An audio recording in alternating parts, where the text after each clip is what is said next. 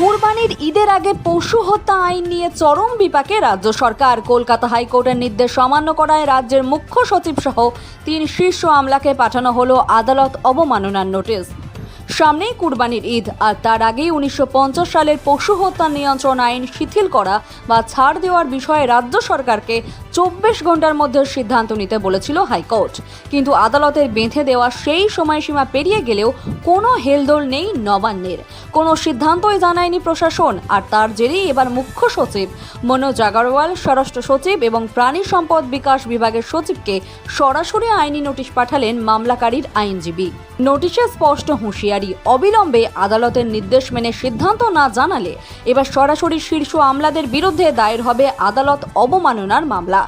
এই আইনি জট এবার নবান্ন কিভাবে কাটায় সেটাই দেখার।